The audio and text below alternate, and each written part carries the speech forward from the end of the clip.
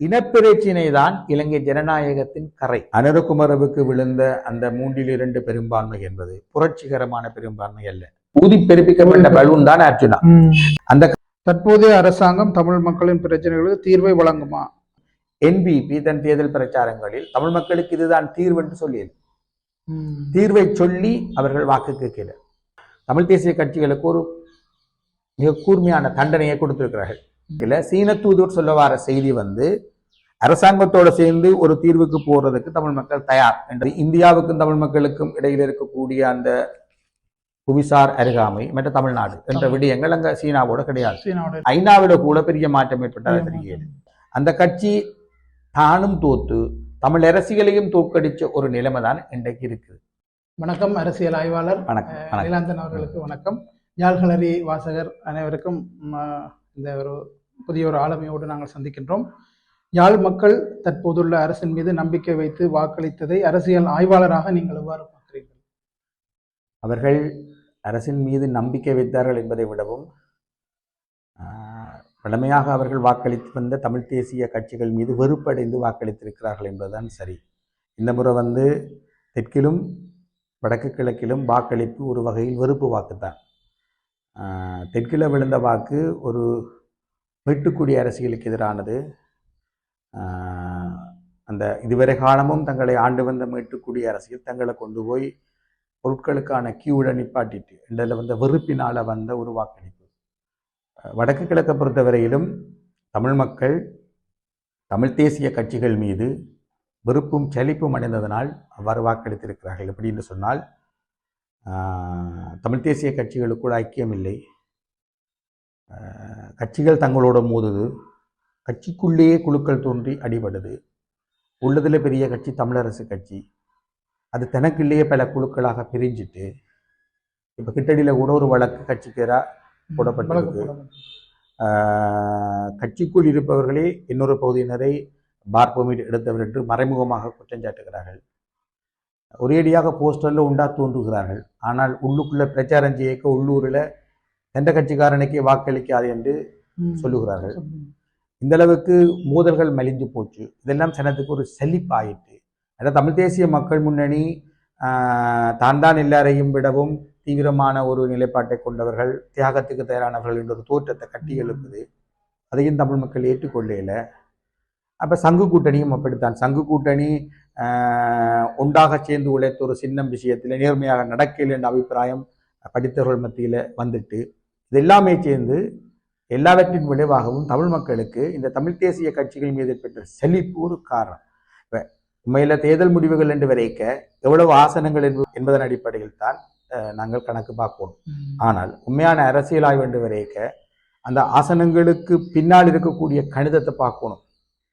இப்போ எத்தனை வாக்குகளில் குறிப்பிட்ட கட்சி வென்றது என்று நாங்கள் பார்க்க போனமாக இருந்தால் உண்மையில் தமிழ் தேசிய வாக்குகள் முழுமையாக என்பிபிக்கு பேர்ந்திருக்கு என்று சொல்ல முடியாது. ஏற்கனவே டக்ளஸ் தேவானந்தா, அங்கஜன், யூஎன்பி போன்ற கட்சிகளுக்கு விழுந்த ஆட்களுக்கு விழுந்த வாக்குகள் தான் பெருமளவுக்கு அங்கால போயிருக்கு. கிட்டத்தட்ட இதுக்கு முந்தின தேர்தலில் கடந்த முறைக்கு முதல் தேர்தலில் தேவானந்தாவுக்கும் அங்கஜனுக்கும் விழுந்த மொத்த வாக்குகள் என்று பார்த்தால் அதிலிருந்து கிட்டத்தட்ட 50,000 வாக்குகளுக்கிட்ட அங்கே பேர்ந்திருக்கிற மாதிரி தெரியுது. இவர்கள் ஒரு 30,000 வாக்கு தங்களோட வச்சுக்கணும். இப்போ அப்படித்தான் யூஎன்பிக்கும். அப்படி பார்த்தா தமிழ் தேசிய வாக்குகள் எவ்வளவு இஞ்சால வந்திருக்குன்னு பார்க்கலாம். அந்த கணக்குகளால் உண்மையில நாங்கள் முடிவை சொல்லலைன்னா வெளியில தெரிய போறது ஆசன எண்ணிக்கை தான். ஆனால் அந்த உட்கணக்குகளால் பார்த்தமாக இருந்தால் முழுமையாக தமிழ் தேசிய வாக்குகள் பேர்ந்திருக்குன்னு சொல்ல முடியாது. ஆனாலும் இப்ப இருக்கிற விகிதாசார பிரதிநிதித்துவ முறையின் கீழ் கடைசி கணக்கு என்று பார்த்தால் உள்ளதில் பெரிய கட்சி தமிழரசு கட்சி, அதுக்கு இருக்கிற அதே இலவாசனங்கள் தான் அரசாங்கத்துக்கும் கிடைச்சிருக்கு. மொத்த தமிழ் தேசிய ஆசனங்கள் 10 குறைஞ்சிருக்கு. மருத்துவருக்கு கிடைச்சிருக்கிறது அவர் எப்படிப்பட்ட நிலைப்பாடுகளை எடுப்பார் என்று உறுதியாக சொல்ல முடியாது என்று பார்க்க இன்றைக்கு தமிழ் தேசிய ஆசனங்கள் என்று பார்க்க ஒரு வீழ்ச்சி இருக்கு. இது வீழ்ச்சி தான், பின்னடைவு தான். தமிழரசு கட்சிக்கு கொஞ்சம் கிடைச்சிருக்கு.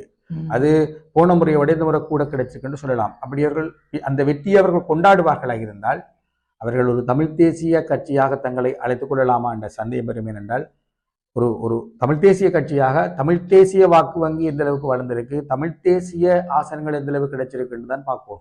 தமிழ் தேசிய ஆசனங்கள் குறைஞ்சிருக்கு, சுயேட்சையாக ஒரு மருத்துவர் வென்றிருக்கிறார், அரசாங்கத்துக்கு இவ்வளவு ஆசனம் கிடைச்சிருக்கு என்று பார்க்க அதுல தமிழரசு கட்சி தன்னை ஒரு தலைமை தாங்கும் சக்தியா சொல்லுது. கடந்த 15 ஆண்டு கால தமிழ் அரசியலில் தான் தீர்மானிக்கும் சக்தி என்னும் சொல்லிக் கொடுது. அப்படி பார்த்தால் அந்த தோல்விகள் பொறுப்பேற்கும். ஒட்டுமொத்த தமிழ் தேசிய அரசியலில் வீழ்ச்சிக்கு பெற்றிருக்கு. ஆனால் தமிழரசு கட்சிக்கு போன முறையை விட நபர் கூடியிருக்கின்றால் அப்ப தமிழரசு கட்சி இதுல எங்க இருக்குது? அதனுடைய தமிழ் தேசிய, அதாவது தேசமாக மக்களை திரட்டுவது என்று சொல்லி போட்டு, மக்களை ஒரு தேசமாக நாங்கள் கருதுகிறோம் என்று சொல்லி போட்டு அந்த தேச திரட்சியில் அவர்கள் தோல்வி அடைஞ்சிருக்கிறார்கள். தேச திரட்சியில தோல்வி, கட்சிக்கு வெற்றி கிடைச்சிருக்கல. கட்சி தேச திரட்சியோட இல்லையாண்ட கேள்வி வருது. இப்படி பார்க்க இந்த முறை மக்கள் தமிழ் தேசிய கட்சிகளுக்கு ஒரு மிக கூர்மையான தண்டனையை கொடுத்திருக்கிறார்கள். நிச்சயமாக தமிழ் அரசியல் கட்சிகளுடன் இணைந்து சிவில் அமைப்புகள் ஒன்றிணைந்து கட்டியெழுப்பப்பட்ட பொது கட்டமைப்பு ஜனாதிபதி தேர்தலில் ஓரளவு வெற்றி அடைந்த போதிலும் பொது தேர்தலில் வெற்றி பெறாதது நாங்கள் போட்டியிடல தானே. போட்டியிடல. அது மேல நீங்க சொன்னது சரியான வார்த்தை. சிவில் அமைப்புகள் தொடர்ந்து தேர்தலில் ஈடுபட இயலாது. அதுக்கு ஒரு மக்கள் இயக்கம் அல்லது அரசியல் இயக்கம் வேணும். சிவில் அமைப்புகளுக்கு வரையறைகள் உண்டு. சிவில் அமைப்புகள் முழுக்க அரசியலில் ஈடுபடுவது என்று சொன்னால் அதுக்கென்று ஒரு ஒழுக்கம், அதுக்கென்று ஒரு பயிற்சி, அதுக்கென்று ஒரு அமைப்பாதல் வேணும். ஆனால் எங்கிட்ட இருந்த தமிழ் மக்கள் பொதுச்சபை ஆகட்டும் இல்லாட்டி தமிழ் தேசிய பொது கட்டமைப்பாகட்டும் ஜனாதிபதி தேர்தலை நோக்கி அவசரமாக உருவாக்கப்பட்ட அமைப்புகள். ஜனாதிபதி தேர்தலை கையாளும் விடயத்திலும் மக்களை தேசமாக, கட்சிகளை கடந்து மக்களை தேசமாக திரட்டும் விடயத்திலும் நாங்கள் குறிப்பிடத்தக்க வெற்றிகளை பெற்றோம். 2,20,000க்கும் 25,000க்கும் மேற்பட்ட வாக்கு இருந்தது. இன்னைக்கு மொத்தமா வடக்கு கிழக்கில் தமிழரசு கட்சி பெற்ற வாக்களை விட கிட்டத்தட்ட 30,000 தான் குறைவு. அப்ப அதுல ஒரு வாக்கு திரட்சி, ஒரு ஒரு ஒரு ஒரு ஒரு தேச திரட்சி நடந்திருக்கு. ஆனா போதாது.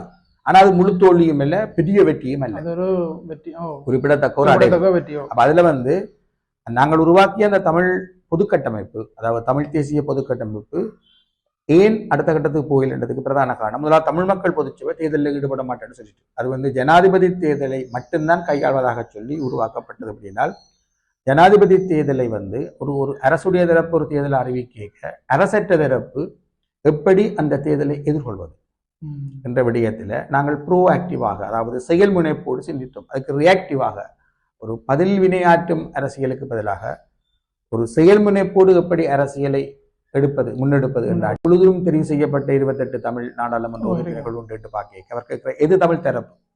இப்ப தமிழ் தேசிய தரப்பு மட்டும் தமிழ் தரப்பா என்று கேட்கிற ஒரு நிலைமை இருக்கு. அதற்குரிய அந்த அடிப்படையில தான் சீன தூதுவரும் சொல்ல வர்றார். இன்றைக்கு தமிழ் மக்களில் 7 உறுப்பினர்கள் அரசாங்கத்துக்காக தெரிவு செய்யப்பட்டிருக்கீங்கள. நீங்கள் தமிழ் தேசிய தரப்பு மட்டும்தான் தமிழ் மக்களை பிரதிநிதித்துவப்படுத்துகிறது அல்ல.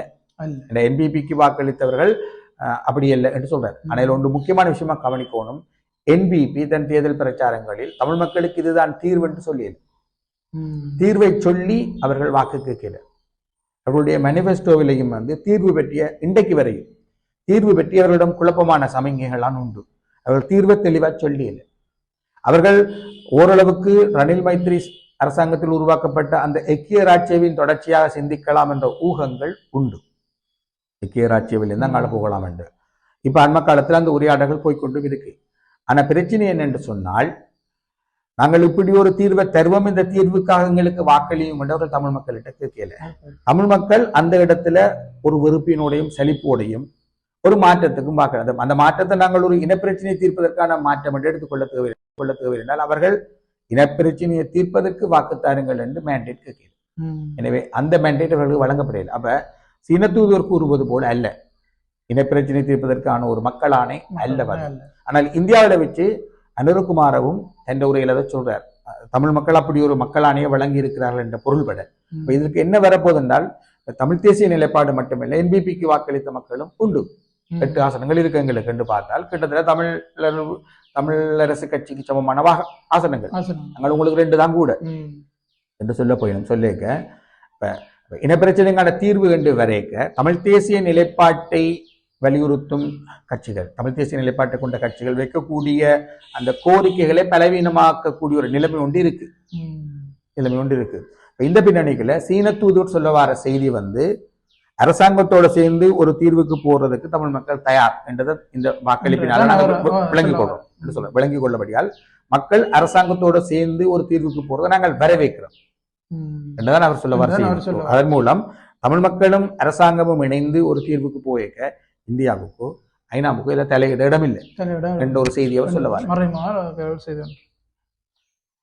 போருக்கு பின்னர் இந்தியா வடமாகாணத்தில் குறிப்பாக யாழ்ப்பாணத்தில் பல வேலை திட்டங்களை முன்னெடுத்து கொண்டு வருது. அந்த சூழ்நிலை அடிப்படையில் இந்தியா இதை எப்படி பார்க்கிறது? இல்லை, அவர் அந்த நேர்காணலிலேயே இந்தியாவுக்கு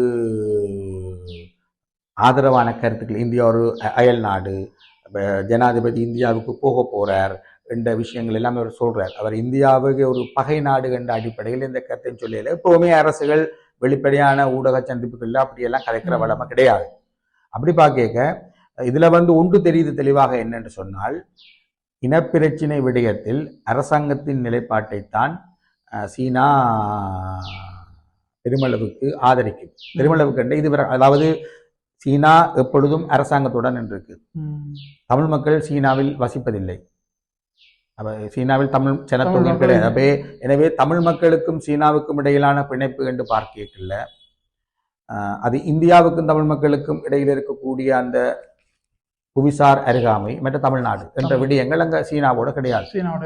என்ற அடிப்படையில சீனா தொடர்ச்சியாக அரசாங்கங்களுடன் இருக்கு. போர்க்காலத்திலையும் 2009க்கு பின்னுக்கும் 2009க்கு பின்னுக்கு ஐநா மன்ற ஐநா மனித உரிமைகள் பேரவையின் அமர்வுகளில் சீனா அரசாங்கத்துடன் இருக்கு. இந்தியா சில இடங்கள்ல வாக்களிக்காமல் விட்டுருக்கு. சில இடங்கள்ல கொஞ்சம் தமிழ் மக்களுக்கு கிட்ட வார மாதிரி தோன்றி. ஆனால் சீனா எப்பொழுதும் அரசாங்கத்துடன் இருக்கு. அதுல சீனா மிக தெளிவான நிலைப்பாடு அரசாங்கத்துடன் நிற்குது. இந்தியா இதுல 13 வலியுறுத்தும். இல்லை என்று சொன்னால் ஒரு தீர்வை குடுங்கோன்றதை ஒரு என்ன சொல்றது, ஒரு கூர்மை குறைந்த 19 வார்த்தைகளால சொல்லும். இந்த முறையும் கூட இந்திய பிரதமர்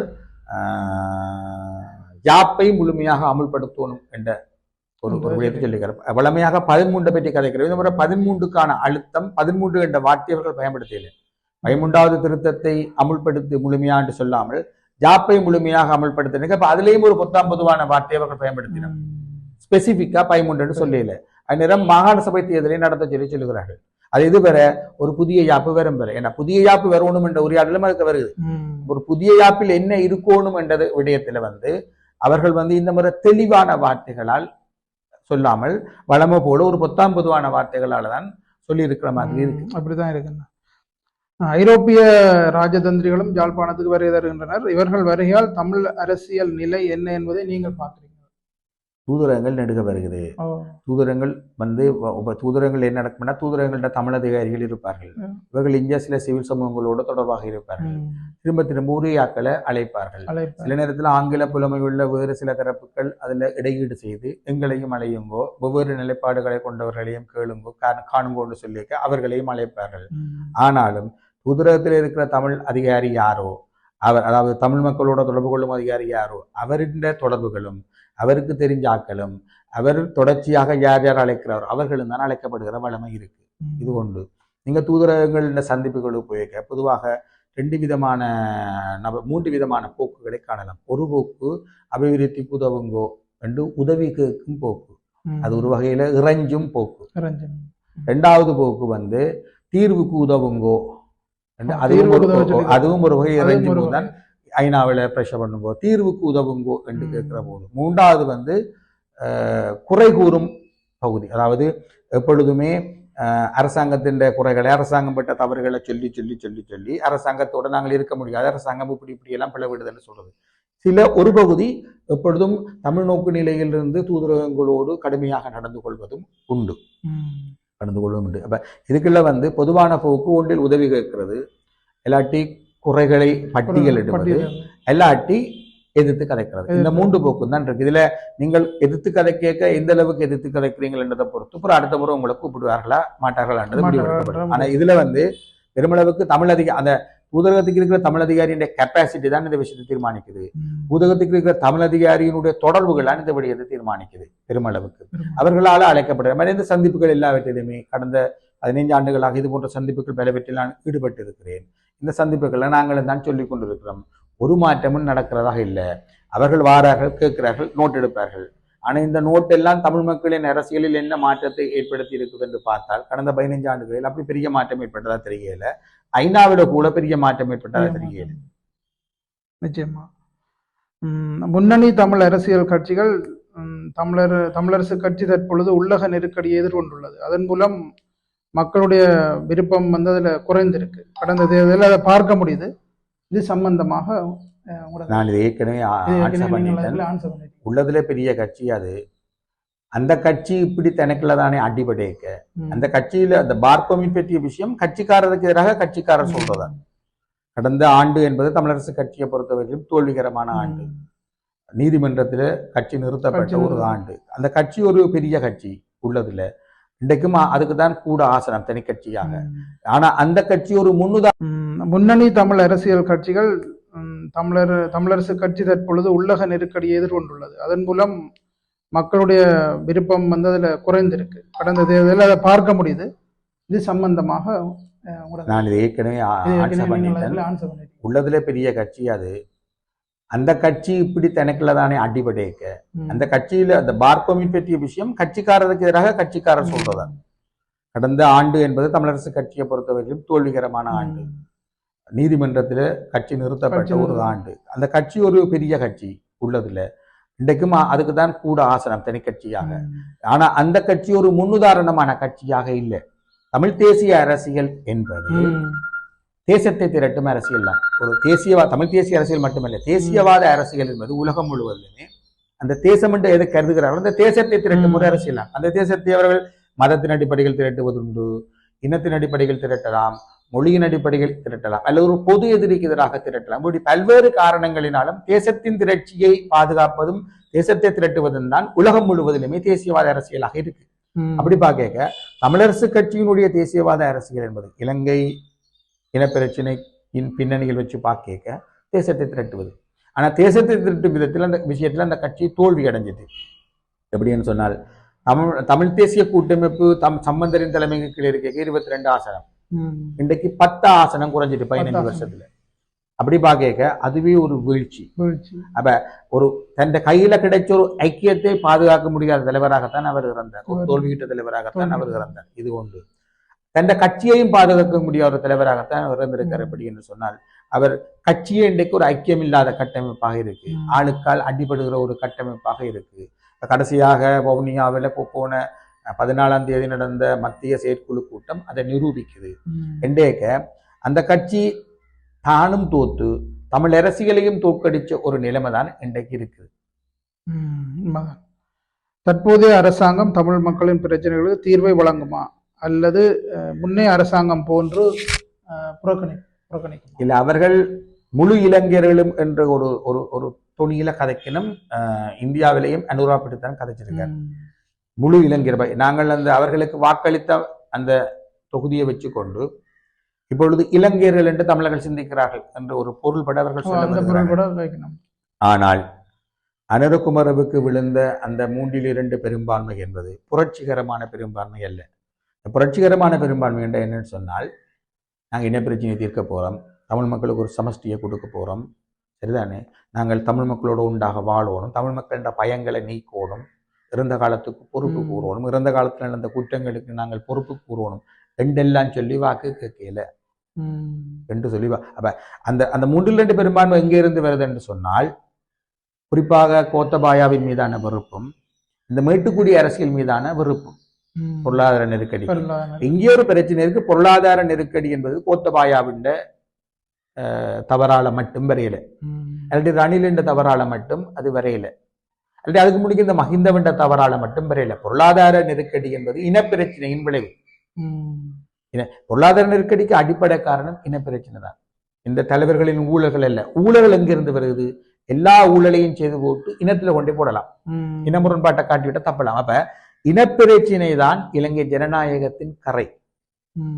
அந்த கரையை அகற்றாத வரை இலங்கை ஜனநாயகம் ஊழல் மிகுந்ததாகவே தான் இனியும் இருக்கும். அப்ப அந்த பின்னணியில இனப்பிரச்சினை தான் பொருளாதார நெருக்கடிக்கு மூல காரணம் என்றதை சிங்கள அரசியல்வாதிகளில் பெரும்பாலானவர்கள் ஏற்றுக்கொள்ளல. இது முதல் பிரச்சனை. நீங்கள் பிரச்சனை பௌத்தம் தெளிவாக சொல்லு, துக்கம் துக்க காரணம் துக்க நிவாரணம் என்று. துக்க காரணம் பிரச்சனைக்கு காரணம் இனப்பிரச்சனை தான், அதை அவர்கள் ஏற்றுக்கொள்ளின்றேக்கு அவர்கள் அங்கே அடிப்படை தவறு வருது. என்னத்தால இந்த பொருளாதார நெருக்கடி வந்தது என்றதுக்குரிய மூல காரணத்தை அவர்கள் கண்டுகொள்ள தயாரில்லை, விளங்குது தயாரில்லை. அப்ப வெரிட்டே இன்ஸ்டிடியூட்டினுடைய வெரிட்டே ரிசர்ச் இன்ஸ்டிடியூட் புள்ளி விவரங்கள் மிக தெளிவாக கொண்டிருக்கு.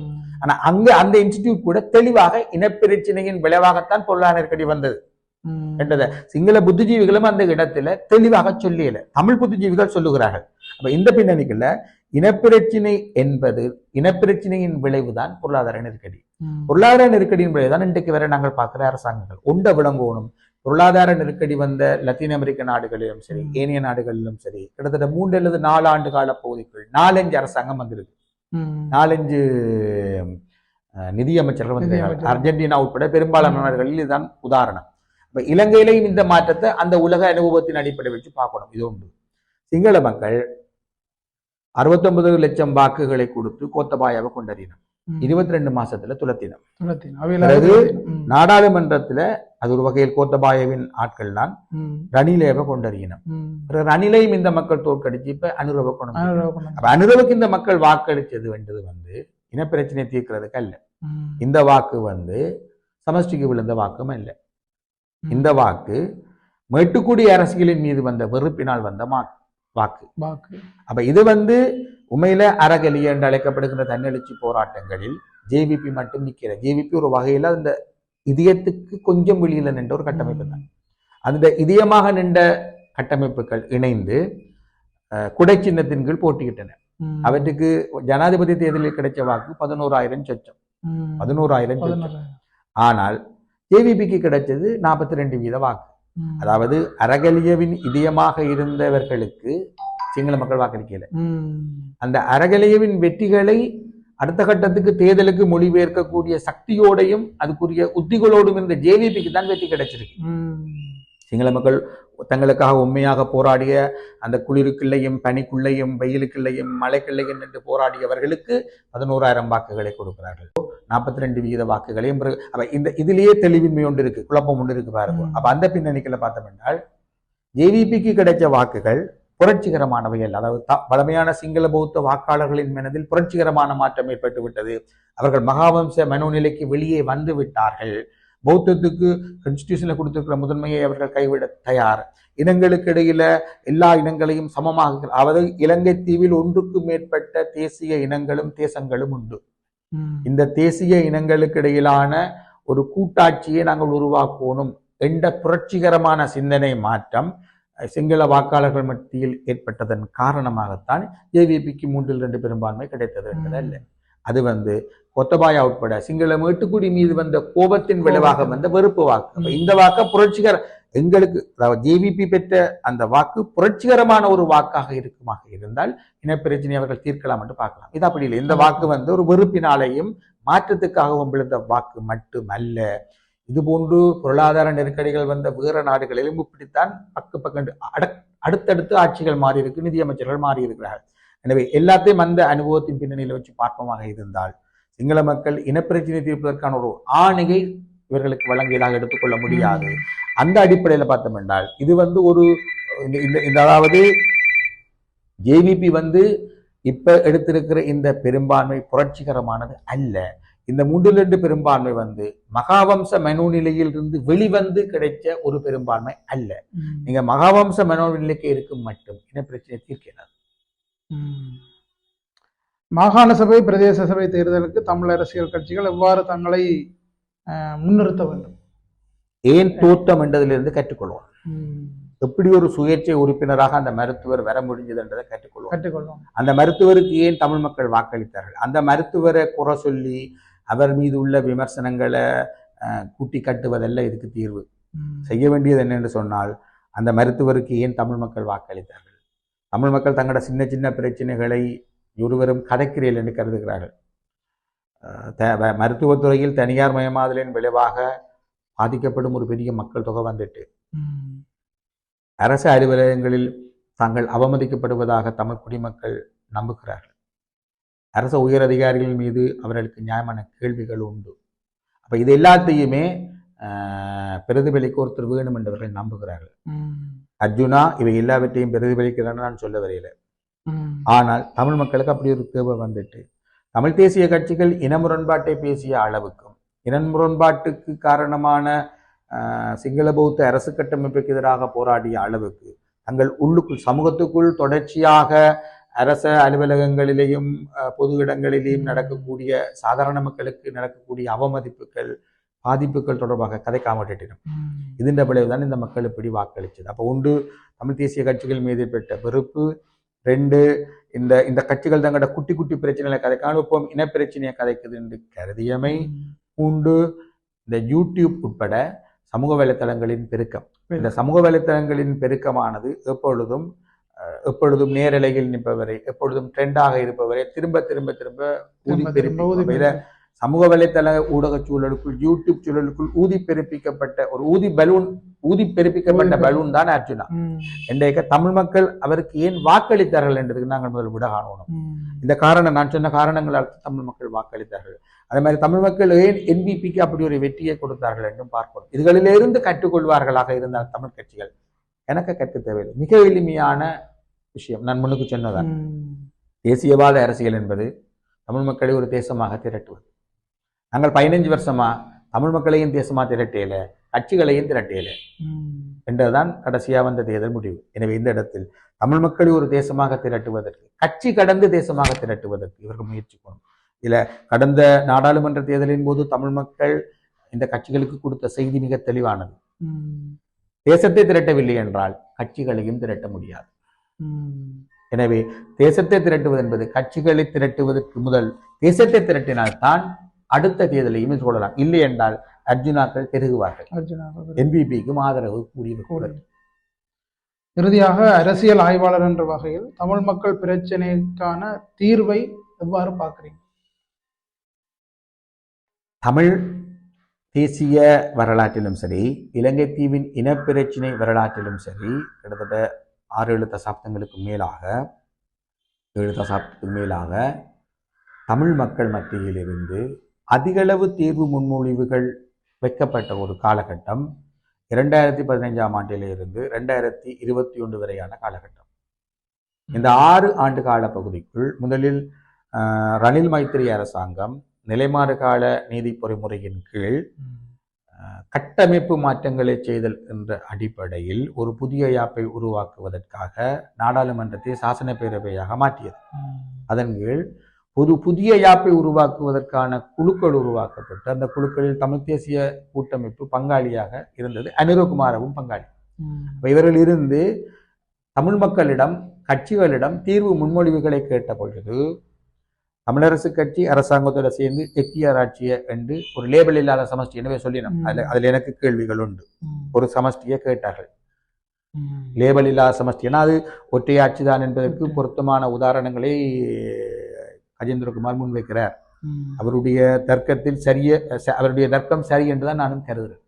அப்ப இந்த இடத்துல எக்கியர் ஆட்சியை என்ற ஒரு தீர்வை நோக்கி தமிழரசு கட்சி கூட்டமைப்பு உழைத்தது.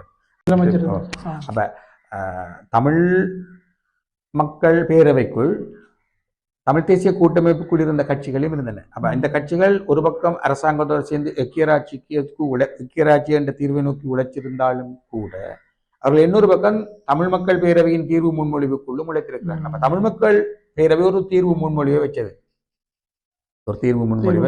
அது பிரிண்டட் ஃபார்ம்ல, அதாவது அச்சடிக்கப்பட்டு இருக்கு. அப்ப அது மக்கள் அமைப்புகளும் கட்சிகளும் இணைந்து வெளியிட்ட ஒரு தீர்வு முன்மொழிவு. அதுக்கு ஒரு முக்கியத்துவம் இருக்கு.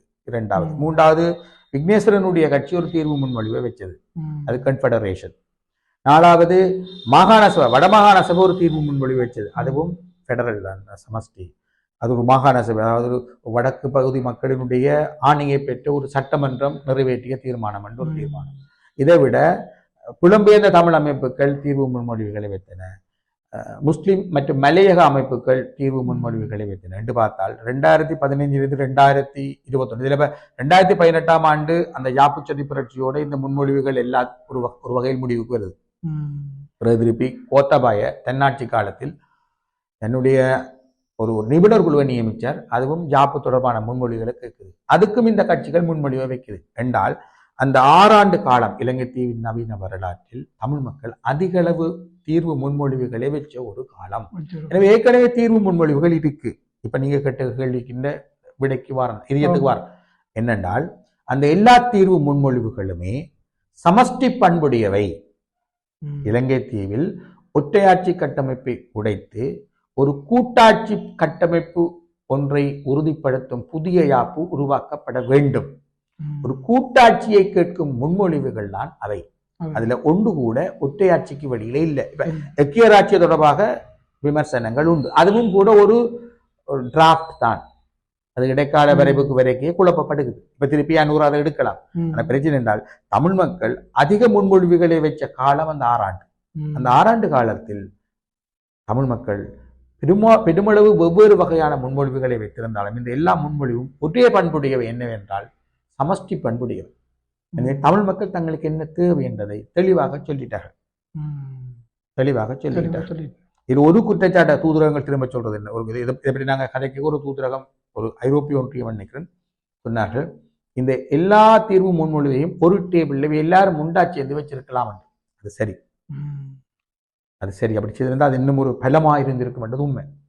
ஆனால் உண்மை என்னென்றால் தமிழ் மக்கள் தங்கள் தீர்வு முன்மொழிவுகளை ஏற்கனவே வச்சுட்டோம். இந்த அடிப்படையில் தான் இப்பவும் அனுரகுமார 3-2 பெரும்பான்மையோடு வந்திருக்கார்.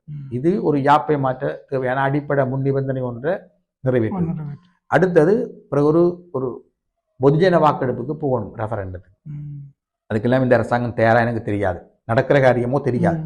அப்ப இந்த 3-2 பெரும்பான்மையை வச்சுக்கொண்டு திருப்பி ஒரு யாப்பை உருவாக்க இவர்கள் முயற்சிப்பார்களாக இருந்தால் முன்னுக்கு விட்ட குறையிலிருந்து ஐக்கியராட்சியவிலிருந்து அவர்கள் வருவார்களான பிரச்சனை. அங்கதான் கஜேந்திரகுமார் ஒரு விஷயத்தை சொல்றார். ஐக்கியராட்சியவுக்கு இவர்கள் ஜேவிபி வழங்கிய பரிந்துரைகளுக்குள் வடக்கு கிழக்கு இணைப்பு தொடர்பாக அவர்கள் எதிர்ப்பு காட்டியிருக்கிறார்கள், போலீஸ் அதிகாரம் தொடர்பாக எதிர்ப்பு காட்டியிருக்கிறார்கள் போன்ற விடயங்களை அவர் சுட்டி காட்ட ஆளுநருக்கு இப்ப இருக்கிற மாதிரியே தொடர்ந்து அந்த ஒற்றையாட்சி ஆளுநருக்கு இருக்கும் அதிகாரங்கள் இருக்கணும். 2 இவர்கள் தங்கட பரிந்துரையில கொடுத்திருக்கு. ஜேவிபி இந்த 3 விடயங்களையும் என்னுடைய பரிந்துரைகள் கொடுத்ததாக கஜேந்திரகுமார் குற்றம் சாட்டு. இந்த பின்னணிக்குள்ள பாத்தீங்கன்னு சொன்னால் ஐக்கியராட்சியவின் அடுத்த கட்டத்துக்கு போக ஜேவிபி முயற்சிக்குமாக இருந்தால் அதை எப்படி தமிழ் மக்கள் எதிர்கொள்றது? அதுக்கு இப்ப இந்த இடத்துல தமிழ் தேசிய மக்கள் முன்னணியின் அந்த ஆலோசனை சரி. அதாவது சமஷ்டியை வலியுறுத்தும் தமிழ் மக்கள் பேரவையின் தீர்வு முன்மொழிவின் அடிப்படையில் கட்சிகள் தங்களுக்கு இடையில் ஒரு ஐக்கியத்தை ஏற்படுத்தும். அந்த ஐக்கியத்தோட இந்த 10 பேரும் யாப்பு உருவாக்க முயற்சியில பங்கு பெற்றோம். ஆனால் கடைசியாக நடந்த தமிழரசு கட்சியின் மத்திய செயற்குழு கூட்டத்துக்கு பின் சுமந்திரன் தெரிவித்த கருத்துக்களின்படி அவர்கள் ஐக்கியராட்சியவைத்தான் அடுத்த கட்டத்துக்கு கொண்டு போக முயற்சிப்பார்களோ என்று தோன்றுகிறது. ஏனென்றால் தமிழ் மக்கள் பேரவையின் தீர்வு முன்மொழிவை அவர்கள் பொருட்படுத்துகிறார்கள் என்று கருதத்தக்கதாக அவருடைய வாசகங்கள் அமையவில்லை. அப்ப இதுல தமிழ் தரப்பு ஒன்றாக நிற்கிற வாய்ப்புகள் குறைவு போல தெரியுது. அப்ப கஜேந்திரகுமாருடைய அழைப்பை ஏற்று ஸ்ரீதரன் அவரை சந்திச்சிருக்கார். அவர் அவையே போய் சந்திச்சிருக்கார். 2 பேரையும் அவர் வீட்டை போய் சந்திச்சிருக்கார். ஒரு முக்கியமான மாற்றம், ஒரு விஷயம்.